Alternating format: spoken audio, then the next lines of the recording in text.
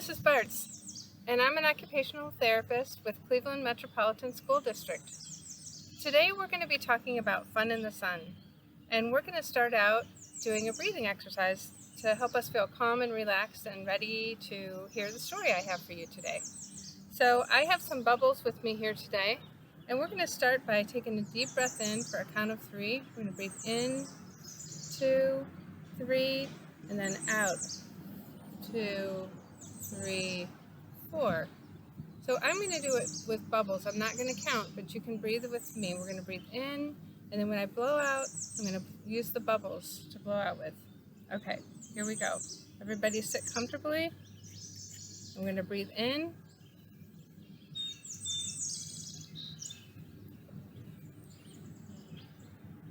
So at home you can try this with bubbles or without bubbles. You can imagine blowing bubbles. We'll do one more big breath before we get started. So we're going to breathe in and blow out.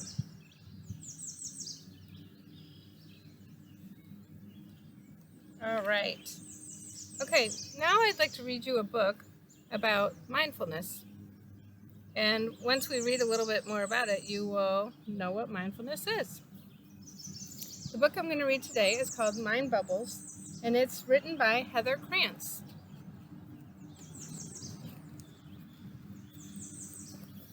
I think lots of thoughts. Do you? I have lots of feelings. Do you? Those are mind bubbles. Everybody has them. They show what we think and feel. So this person's thinking about trees and they're a little sleepy. Here's someone who's got an itch and they're thinking about maybe a car ride. And here's somebody who's happy but also a little bit hungry. These are all the thoughts, the mind bubbles they have going on. Some are great. Fun, ice cream cone, sunshine, and I love my dog. Those are all good mind bubbles. Some can be really difficult. And this one has someone who's sad, lonely thoughts, maybe missing someone. And here's one that says, school is hard. Sometimes that can be a thought too. Sometimes your mind can be so full of them, it seems like more can't possibly fit. This can be confusing.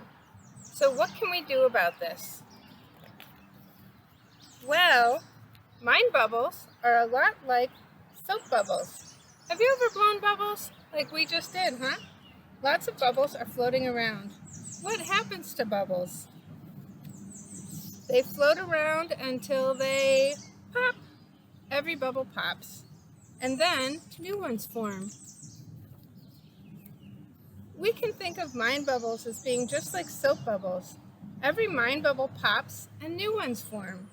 But there are so many and they just keep forming. It can seem like too many. Sometimes we have so many thoughts going on. What you really need to know is everyone has mind bubbles, lots of them. This is normal. Mind bubbles may float around for a while, but the interesting thing is they always pop. Thoughts and feelings change, and new ones come along. That's how our minds work. Bubbles come and bubbles go. There is a simple way to work with all the bubbles in your mind. It's a gift you already own. Your breath. Most of the time we ignore our breath, but your breath is your friend. So how can your breath help? All of those mind bubbles will come and go no matter what. Sometimes it seems like you're watching a bubble movie in your head. Instead of watching mind bubbles, try noticing your breath. Try it now. Close your eyes and breathe in and out. Your breath is always with you. It is friendly. If you get distracted by more mind bubbles, just gently go back to noticing your breath. In, out. In, out. In, out. This takes practice. Mind bubbles can be very distracting. If you spend time noticing your breath moving in and out of your body, pretty soon you will realize that mind bubbles still show up, but you can just allow them to be there. You don't have to do anything about the bubbles. If you go back to noticing your breath, each bubble will eventually pop. And soon you will feel calm and still, and maybe even happier. And your breath becomes your best friend. If you can be present right now with your breath and just be aware of all the mind bubbles, this is called mindfulness. So how do we remember this?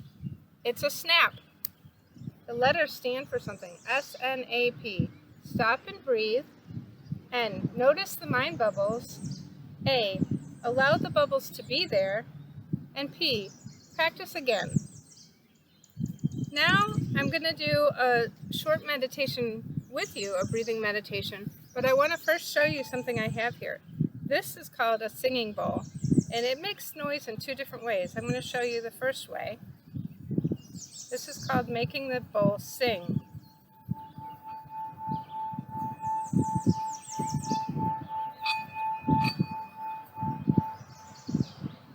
And you can hear it for quite a while after I stop. The other way to make the bowl make a sound is to do it this way. And it's also something you can listen to for quite a long time after I ring it. So we're going to use this at the end of the mindfulness meditation. I just wanted you to see it before we started. Okay, now what I'd like you to do is find a comfortable place to sit, or you can lie down with your hands at your side, and we're going to begin. Take a moment to sit comfortably with your back straight but relaxed. Let your eyes close gently and bring your attention to your breath, the in-breath and the out-breath. Let your attention simply be here with you now, with your breathing.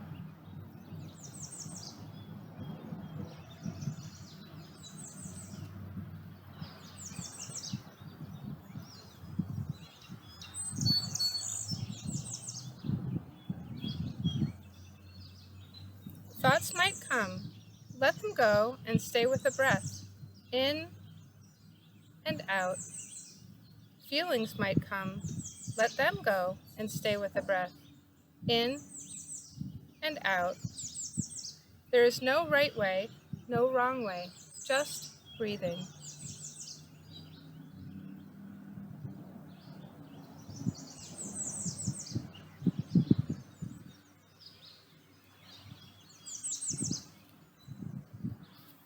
Staying with the breath, noticing it.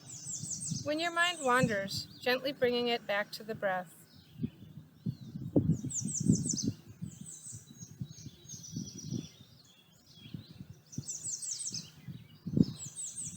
Your body is calm and still. You are simply being here, in this moment, with the breath.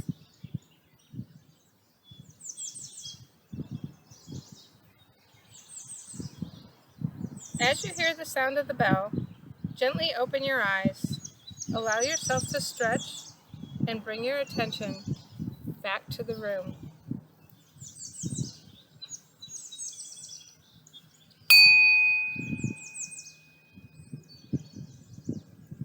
Okay, I hope you all found that relaxing and it was a way to let your mind bubbles go away and you just calm and focus on that breathing. You can do that at home anytime you want. You always have your breath and just focus on it, and it'll stop some of all those mind bubbles going on. So right now we're going to move on to the next activity. So see you later. Hi, I'm Mrs. Ward, an intervention specialist at Adelaide Stevenson. Today, we are going to 1. Read a story. 2. Think about what we know. 3. Create an instrument. And then, 4, we're going to go outside and have fun. First, I would like to share with you one of my favorite stories, The Napping House by Audrey Wood, illustrated by Don Wood. It's about a story of a sleepy by Audrey Wood, illustrated by Don Wood. There is a house, a napping house, where everyone is sleeping. And in that house, there is a bed, a cozy bed, in a napping house where everyone is sleeping. And on that bed, there is a granny, a snoring granny, on a cozy bed in a napping house where everyone is sleeping.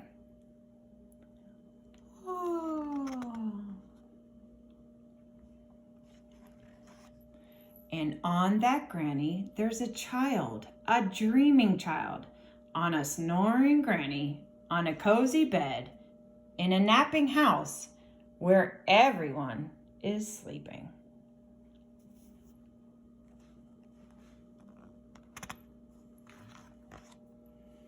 And on that child, there is a dog, a dozing dog, on a dreaming child, on a snoring granny, on a cozy bed, in a napping house, where everyone is sleeping.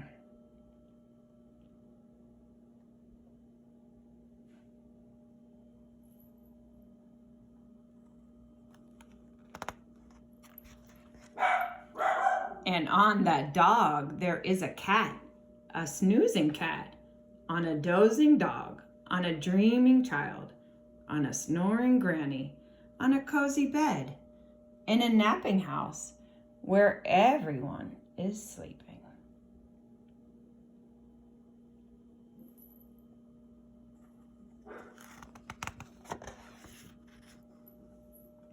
And on that cat, there is a mouse, a slumbering mouse, on a snoozing cat, on a dozing dog, on a dreaming child, on a snoring granny, on a cozy bed, in a napping house where everyone is sleeping.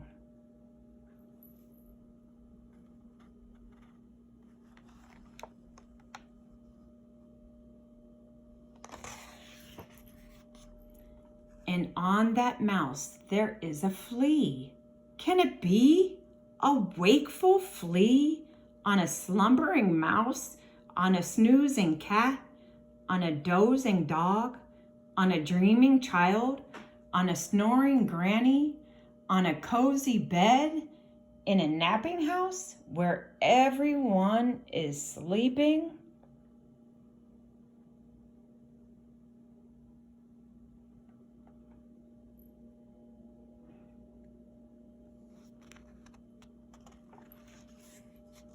A wakeful flea who bites the mouse.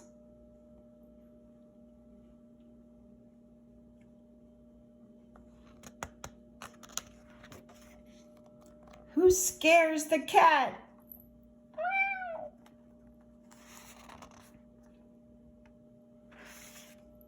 Who claws the dog? Ruff.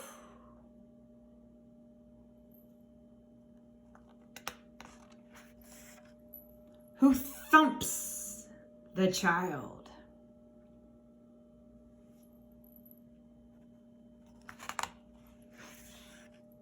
Who bumps the granny? Thump.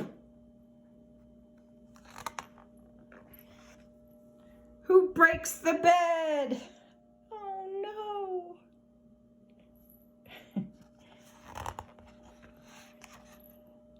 In the napping house where no one now is sleeping. There they are, having fun in the sun. Now that no one is sleeping and everyone is awake, let's go outside and have some fun. How can we have fun in the sun? We can go to the park and play baseball with our friends. Another activity is we could go fishing. We could get our fishing rods and catch fish at Cleveland Metro Parks. We can go to the park and play catch, or we could see how many times we could jump rope. Or we can make bubbles and blow bubbles. We could see who could make the biggest bubble. Another activity that we could do is make instruments and then go outside and play with our friends. For this activity, you will need some paper plates, something that makes noise, some art supplies such as markers or glue, paint, and then also we will need glue. The first thing that I do is I get my 2 plates.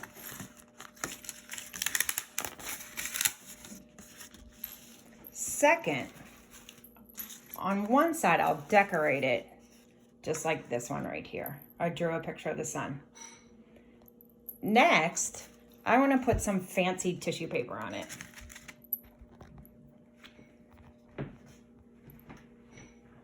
So what I did was I put glue around the edges and then just put a piece of tissue paper on.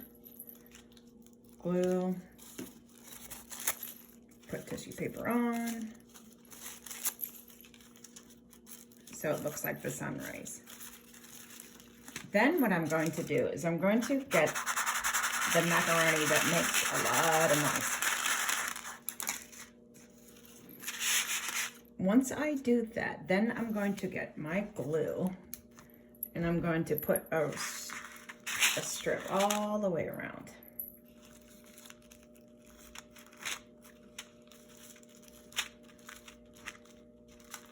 You can make it nice and wet. Make sure you have glue all the way around so it seals the Moroccan sun. Then I'm going to get my top of my plate and I'm just going to press and hold. And there you have a Moroccan sun. Another idea for an instrument that you can make is made out of a paper towel roll. I painted it. Then I put tape on one end and filled it up with the macaroni. Then I put tape on the other end. Here is my finished project where I made pictures of the sun and different weather elements. And I put fabric, and then we could use this when we go outside and have fun in the sun. Now it's time to take our instruments outside and sing and dance with our friends. On to your next activity. Wow, all those bubbles reminds me of the book we read earlier today with Mrs. Bartz called Mind Bubbles. Do you remember how she talked about taking a deep breath? Let's start by taking a deep breath, guys. Remember, take a deep breath in. And out. Good job. Now we're ready to go. Hi, my name is Mrs. Boos, and I'm an occupational therapist at Cleveland Metropolitan School District. And this is my daughter, Madeline. Say hi. Hi. And my son, Elijah. Hi. And they're going to be helping us out today. So this morning we've been talking about ways to feel good and have fun in the summer. In my classroom, my students and I always like to start out with a joke of the day. So let's do the OT joke of the day first. Ready? What did the envelope say to the stamp? I don't know. What did the envelope say to the stamp? Stick with me and we will go places. Okay, so today I'm going to show you how to make your own envelope so that you can mail someone special a letter or a picture to brighten up their day this summer. Then we're going to talk about how to write your address properly on a letter so that you can mail it out. Who likes to get mail? Me. Me. Everybody likes to get mail, right? I'll bet you like to get mail too. So another way to feel good is to do something nice for someone else and spread kindness. You can write them a letter, you can write a joke, you can draw them a picture, anything to just make them laugh. No matter what you send, it'll just make them happy knowing that you thought of them. And when you do something nice for others, it also makes yourself feel good too. So mail is also a way you can communicate safely during all this social distancing. You might not be able to visit somebody you know or love, but you can send them something in the mail to let them know that you're thinking of them. Let's get started. First, we're going to learn how to make an envelope at home with things that you should have laying around the house. So let's go over our supplies that you need for today. You'll need a piece of paper, which you can decorate it on the back, or if you have some decorative paper already, any size paper will do. You can do construction paper, wrapping paper, regular paper. You'll need a pair of scissors. And kids, make sure you check with your parents before you find scissors and make sure you're being safe with those. You'll need tape or stickers. Thank you. And then you'll also need something to write with. So a pen, crayons, pencil, something like that. Okay, so can anybody tell me what shape this is? A heart. A heart. That's a heart. You are correct. A heart has curved lines and straight lines. The first thing we're going to do is draw a heart on your piece of paper. So go ahead and draw a heart, guys. Now, if you don't know how to draw a heart, you can have an adult make a template for you, and then you can trace it. That's what I did for these guys. So they're going to trace their heart right now onto their paper. And tracing is a great skill, and it's a way kids can practice how to write with pencils, how to hold pencils and to write. And you can see they're using both sides of their body, so they're using their helper hand to hold the paper, and they're using their other hand to hold the pen. And they're just going to trace along. Now, if you want some help learning how to draw a heart, there is a quick way you can learn how to draw a heart. Let me draw it here. If you don't know how to draw a heart and you want to try on your own, you just first make a V, like that, nice heart, and then you make two curves on top. So that's also a way you can draw your own heart, or practice drawing hearts. So Madeline, are you still finishing up on your tracing? Elijah, you're done, so you can do the next step. So the next step is cutting out your heart. So go ahead and take your scissors. Can you show them how you're holding your scissors? So you want to hold your scissors with your thumb up. It's called the thumb up approach. Thumb in the top, and your bottom fingers go to the bottom. And then you can chomp the line with those scissors. Go ahead. So when you're cutting, you want to make sure that you keep your thumb up and that you stay on the line. And you notice he's moving the paper, not so much his scissors. So you're using two sides of your body again, both sides of your body, two hands. One hand's holding the paper and kind of moving that around, and the other hand's holding the scissors. All right, the next step is going to be, you want to make sure you're going on your side of the paper that's white. So Elijah, flip your paper over. And this is where you're going to write a fun message or a joke or draw a picture. So I think, Elijah, you were going to write a joke on yours, right? Here's a joke for you. You can copy.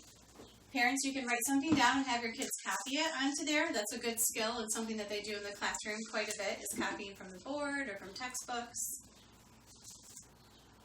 And Madeline's going to color a picture. And you notice I have some crayons here that are broken. Little kids do better with short pencils and small broken crayons because their hands are smaller and it fits their hands better. And it also forces them to use those finger muscles that they need to hold a pencil. So Elijah, looks like you're ready for the next step. Can you go ahead and fold your heart in half?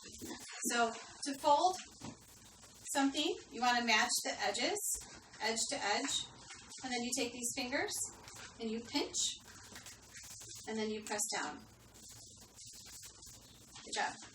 And then the next step is to fold it in again. So you want to match the two sides again, like that.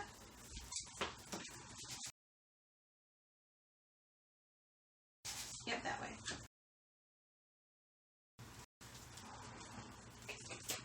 And then crease it, and then you're going to open it, and you should be able to see your message inside. Then, the next step, go ahead, open it. Okay, and the next step is to fold, using your creases as a guide, you're going to fold in one side.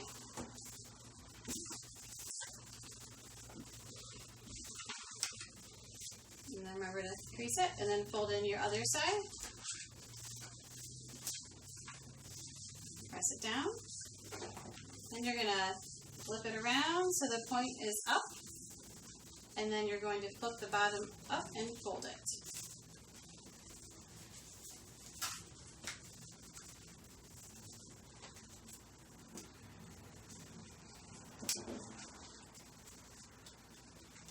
Good job.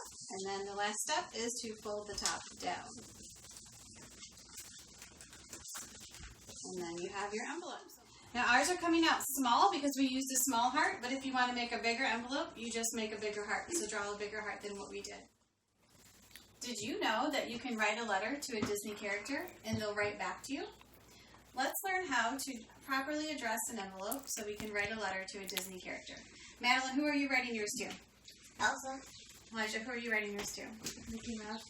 Okay, so for this, you guys, you need the address of where you're writing it to. You need an envelope. You need a stamp and something to write with. So the first part of an envelope actually has three parts that you're going to do. The first part you're going to write in the middle. You guys go ahead and get your pens and write in the middle the place that it's getting delivered to. So you're going to write your friend's name or the Disney character's name. You're going to write the house number and the street number, the city, state, and zip code. At the top up here is a return address, and this is very important. If you want to get a Disney letter sent back to you, you have to write your correct home address. So you're going to write your name, your house number where you live, your city, state, and zip code. If you guys don't know that, ask your parents to write it down and you can copy it. Parents, sometimes it's easier if you draw 3 lines for them too to write on. This side is where your stamp goes. Oh, that's okay. So Madeline, on accident, put something on the back. So this is the front of the envelope. This is the back of the envelope. You want to write everything on the front. So that's okay. Go ahead and write it on the front. And while they're doing that, I'm going to put this up for you guys so you can see the address if you want to write to your favorite Disney character. This is the right address up here. And then don't forget to put your stamp on. Elijah, can you show them where the stamp goes? So you put the stamp in the opposite corner. And that is how you write a letter. Yep, go ahead. You can mail a letter by placing it in your own mailbox. And your postal carrier will come get it. Or you can drop it off at the post office or find the local post office box in your neighborhood.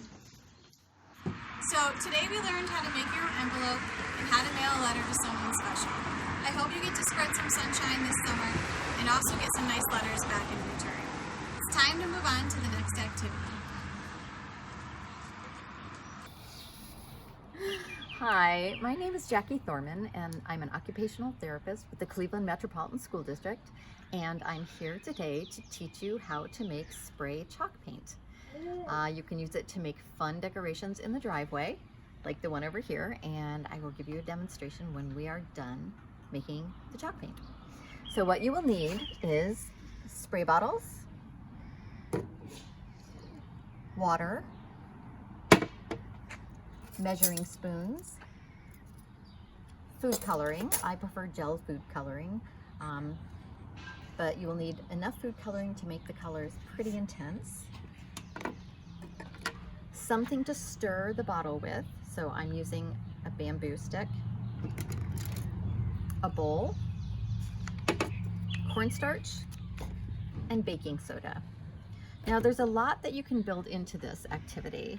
There's fine motor, there's counting, there's hand strengthening, so I'll explain a little bit about that as we go. The first thing you want to do is you want to measure your cornstarch and your baking soda. You want equal amounts of both. So I'm going to count 1, 2, 3 tablespoons of baking soda. Then I'm going to count 1, 2, 3 tablespoons of cornstarch. And then I'm going to mix that all in the bowl. Once you have it mixed, you're going to put it inside your bottle. Now I'm going to use a funnel, but you can use a rolled up piece of paper, whatever it is that you have. And I'm going to count, I'm going to say about maybe 4 or 5 scoops into here. So 1, 2, 3,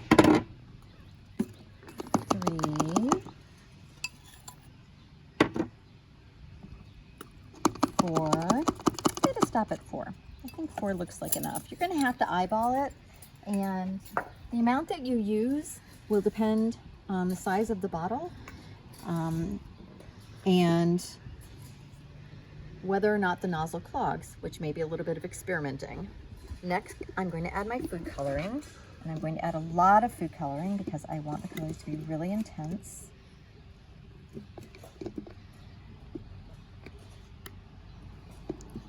Okay. Then I'm going to add water.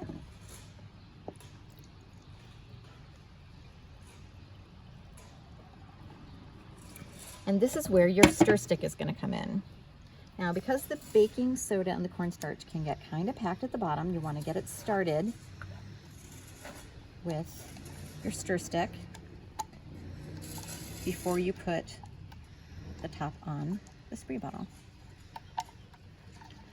Now, I recommend that when you take the top off, you take the small filter off the bottom of the stem, because it tends to get clogged even more readily than the plastic piece inside. So I'm going to give it a good shake.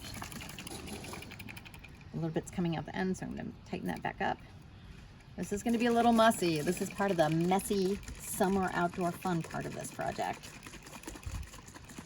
Okay, so now that I have my colors, I'm going to give them all a good shake. You can see they're spraying a little bit, so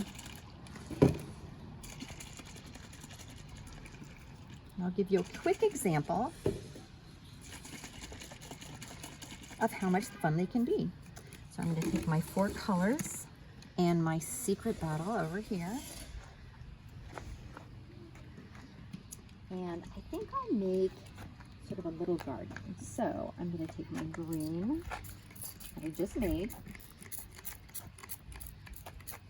A little grass there.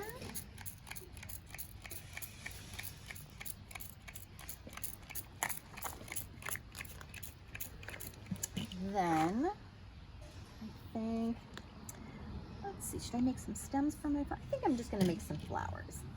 So I'm going to take, test over here, make sure my blue's working. And if it's not, I know I can take it inside, take it apart and rinse out the little stem inside, because what will happen is that sometimes you get a little clog there. So I'm actually going to take my stir stick and I'm going to clean it out right now. Just get that working again.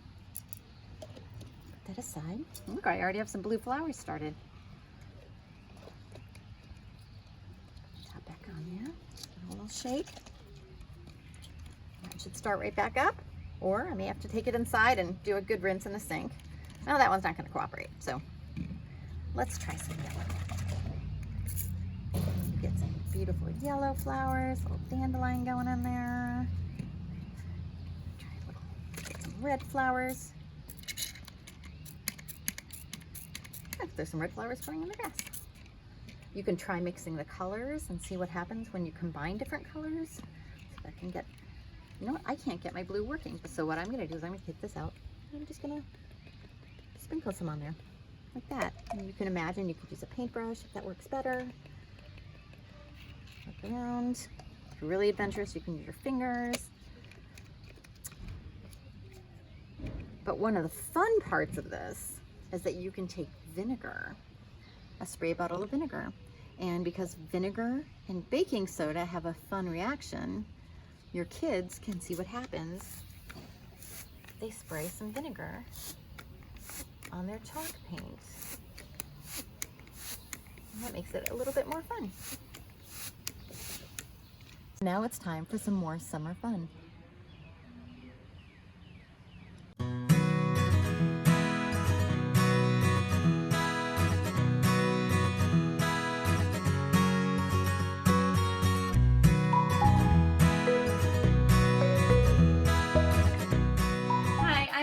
Angela. I'm an occupational therapist at Sunbeam in Nathan Hale.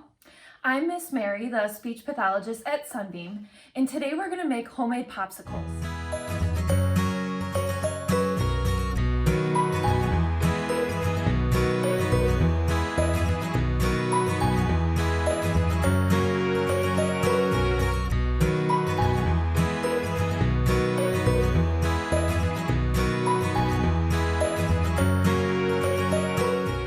The first type of popsicle we're going to make is with any type of juice you have in your fridge. Today we have cranberry pineapple juice, orange juice, and regular pineapple juice. You can either use ice trays to make a bunch of little popsicles, or you can use plastic cups to make bigger popsicles. You can even combine some juices if you want to make your own flavors. I'm going to make orange pineapple popsicles in the ice tray. And I'm going to make the cranberry pineapple and orange popsicle in the big cup, so just one big popsicle.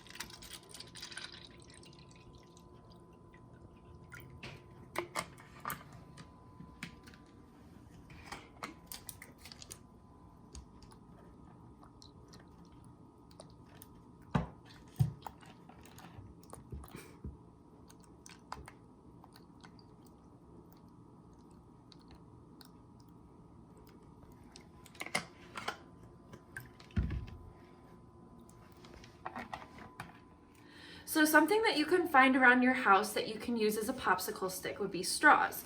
So for my popsicle, I would just use one long straw. For Miss Angela's, we'll have to cut the straws into shorter pieces.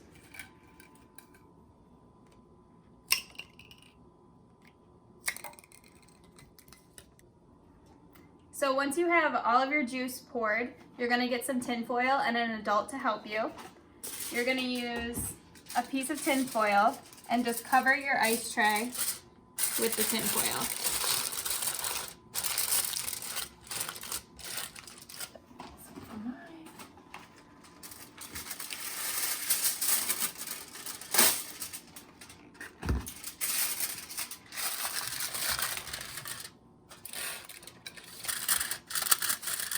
So make sure you have an adult to help you, but you want to take a pair of scissors and just put a small hole into the top of the tin foil. And same for the ice tray. Have an adult help you poke little holes.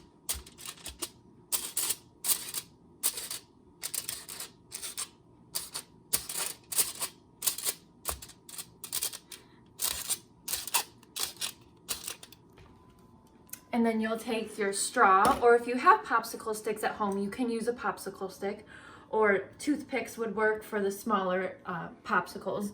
But then you just take whatever you're going to use for the stick and put it in the hole.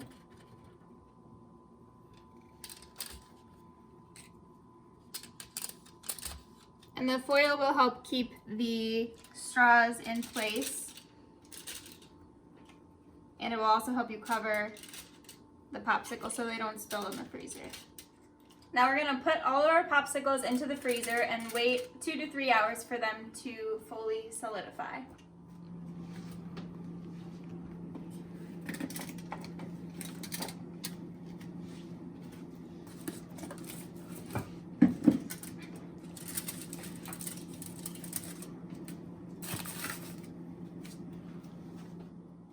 The second type of popsicles we're going to make are with yogurt and any type of frozen fruit you have in your freezer or your fridge.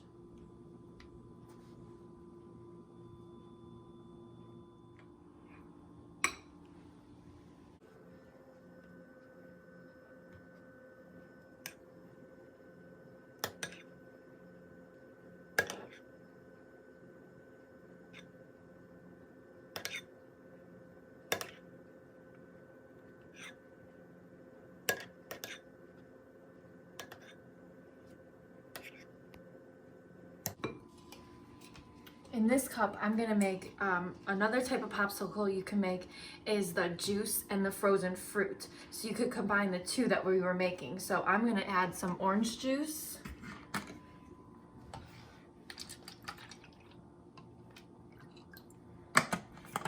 And then Miss Angela, do you wanna add the berries to yours? Yep.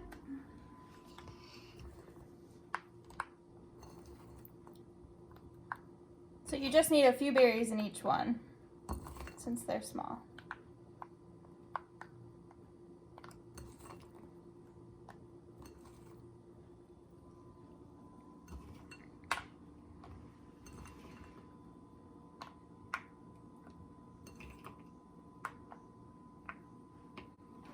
And I'm gonna take a handful of the blueberries and put them into the orange juice. And then for the yogurt and berry popsicles, you're gonna wanna mix them a little bit so that the berries are inside the yogurt.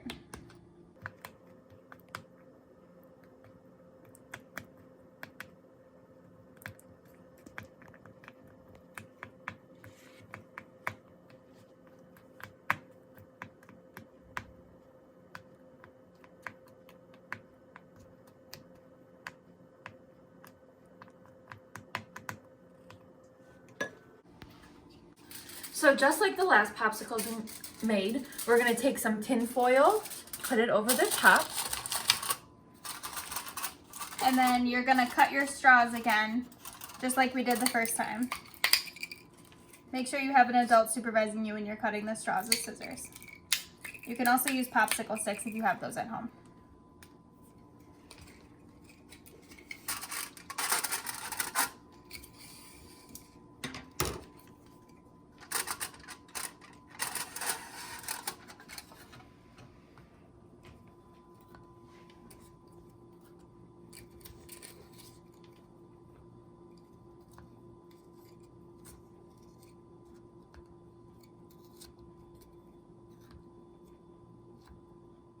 Once you have them covered and the straw or popsicle sticks into the popsicle, put them in the freezer for a few hours. After a few hours, go check on your popsicles in the freezer.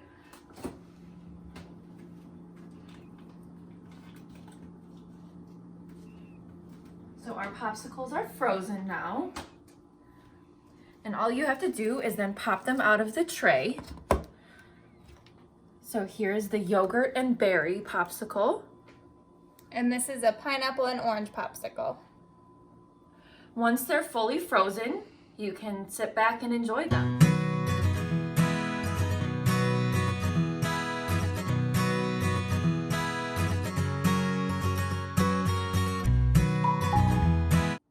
Thanks for making popsicles with us. Enjoy your popsicles on a nice warm day. And on to the next activity. Bubbles! Oh my goodness, that must mean that it's summertime.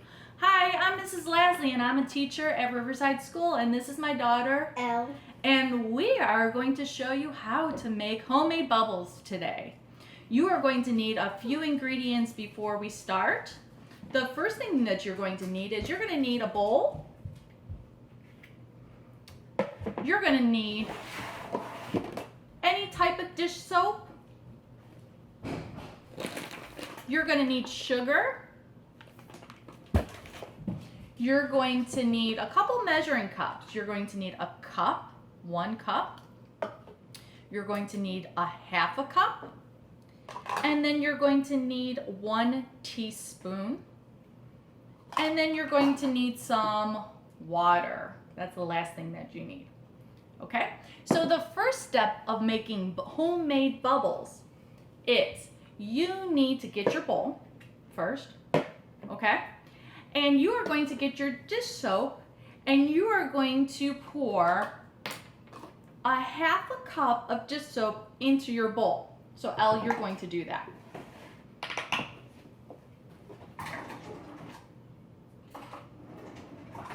Okay, make sure you fill it all the way to the top. Good job. And you're going to pour it into the bowl. Okay, and you can shake all that excess out.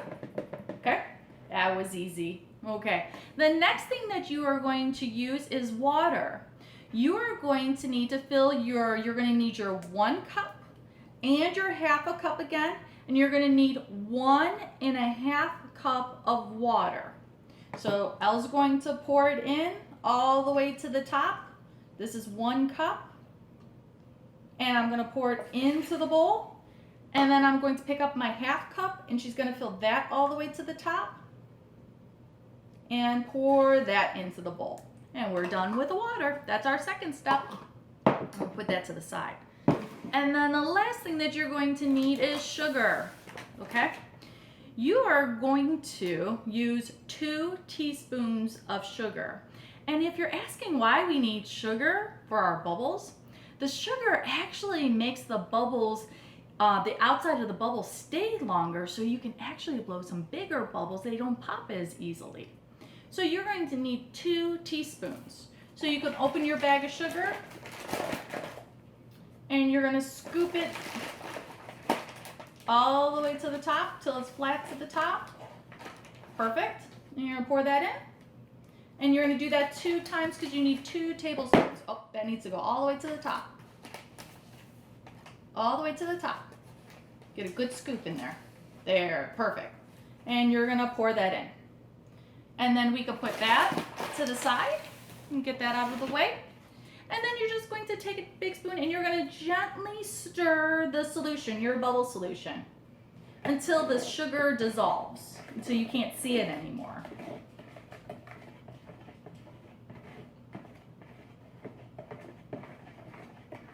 Stir all the sugar.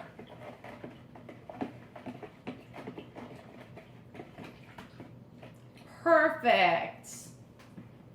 And you're going to see something that just looks like soapy water, okay? Now, do you think that it's a good idea to blow bubbles in the house? No. Nope, so I need you to follow me outside and we're going to test out our homemade bubbles. See you in a little bit.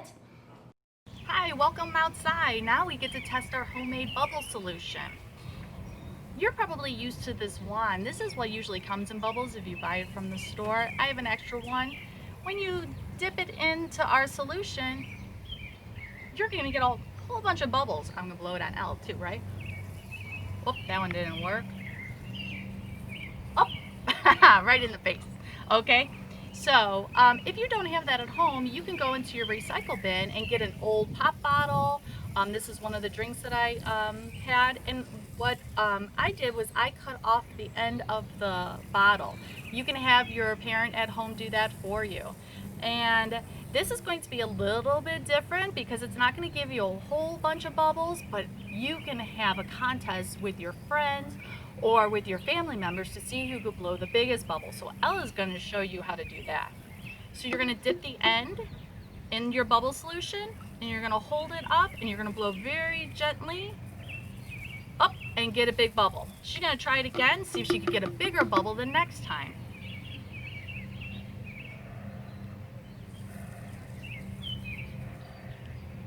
And see how big the bubble is getting, and then it pops. So you can have a competition with your family members to see who can blow the biggest bubble. You want to try one more time, see if you get it any bigger?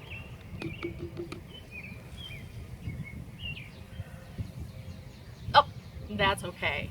Okay, well, when you are done having fun with your bubbles, usually you have some extra solution left over. So I'm going to show you how you can use that extra solution to create an art project. So you're going to need a little piece of cardboard, and what I did was I cut it in the shape of a card and I folded it like a card. So I think you guys learned how to address a card in an envelope and how to send it to somebody earlier in the episode. So I thought you guys can make a card. You're going to need some painter's tape, and if you see what I already did, I made a design using the painter's tape on the front of my card. Okay? And then you're going to need 2 cups. You're going to hold 1 cup for me, and we're going to pour a little bit of the solution in each cup. You just need a little bit, so this is good for leftover solution. And then you usually have food dye around for baking different cookies. I have blue and I have purple left over, and what we're going to do is we're going to just do a couple little dabs in each cup purple in that one. You could do blue in that one. Okay? And I have a straw left over. This is actually from your birthday party, wasn't it? Yeah. So it's just an extra straw we have left over. And we're just going to stir that, so that's going to turn purple. And you can use the same straw, and that's going to turn blue. And here's the fun part. Elle is going to take the straw and she's going to blow bubbles until it comes all the way to the top.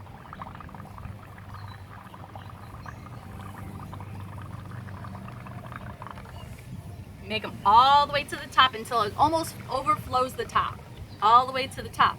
And what then I'm going to do, keep the straw inside, I'm going to take the bubbles, it's a little windy out, and I am going to press it down on a part of the card. So blow more bubbles, and you have to keep blowing more bubbles to get more bubbles to decorate your card. I'm going to grab the bubbles and I'm going to make the bubble design on the card. Just going to blow more bubbles, and maybe I'll put this one over here then. Okay? And then when I have that filled up, she's going to do the purple next. She's going to use the same straw. And I'm just touching it just very gently to make your bubbles will pop on it. Go ahead. And then she's going to do, you could use whatever color you have at home, pink, green, blue, purple. I'm just using blue and purple. I'm going to grab the purple bubbles and I'm going to put it where this white is.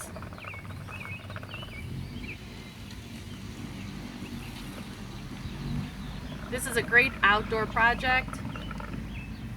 Okay, and I think I'm done. Okay, I'm gonna wipe my hands on the towel, and this is the fun part. Then all you do is rip off the tape, and you will have your very own homemade greeting card, bubble art greeting card. I hope you have fun making bubbles with us today, and hopefully you'll be able to make a card as well. And I hope you guys have a really great summer. See you next time.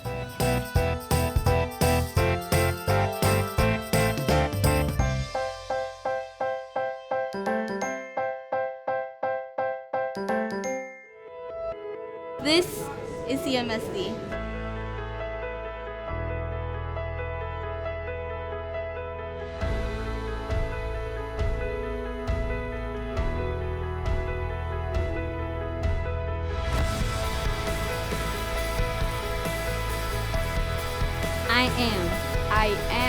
I am. Yo soy. I am Cleveland's public schools.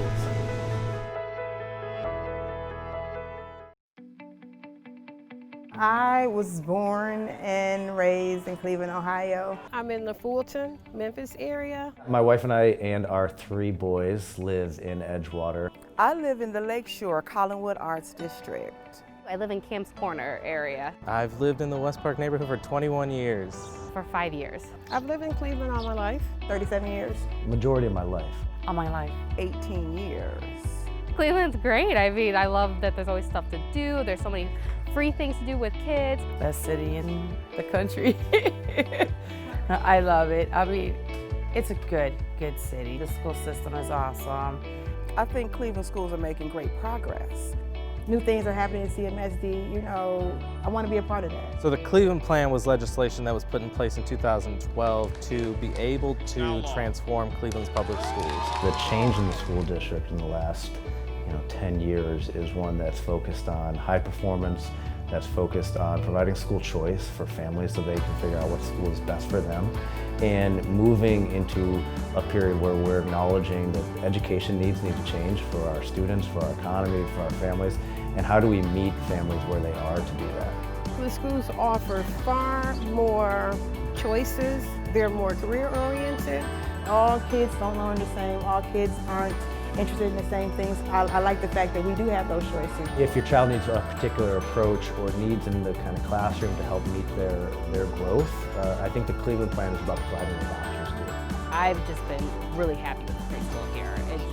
I'm just so grateful that I found this school and that my child is here. It's nice. It's very nice to know I can choose what school. I can have my options of going to each building and seeing what is the best choice for my kids. When I did research, I was looking for the best schools that Cleveland had to offer. The teachers are great. They work well with us. They constantly keep in communication with us, and that's really the key, is like that we're all involved. It's nice to walk into a school and have them know who you are. The structure of the academics is very, very rigorous, and I love it.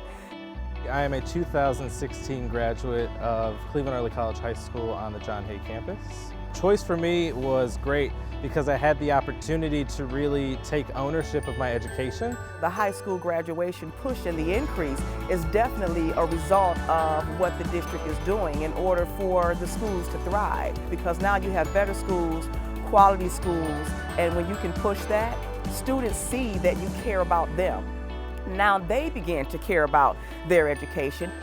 We stand with 117 private colleges that are going to offer every student in the public school system of Cleveland, Ohio, free college tuition. Say Yes to Education is an initiative in our city which offers wraparound support services to students and their families so that students can be most successful in their K-12 education. Probably the biggest headline of Say Yes is that it's going to offer last dollar tuition scholarships to students to any public 2- or 4-year institution, as well as accredited Pell-eligible career and technical trainings. Families at this point have no choice to say that, oh, my child, I can't afford college, or I'm not going to send my child to college, because that opportunity is there.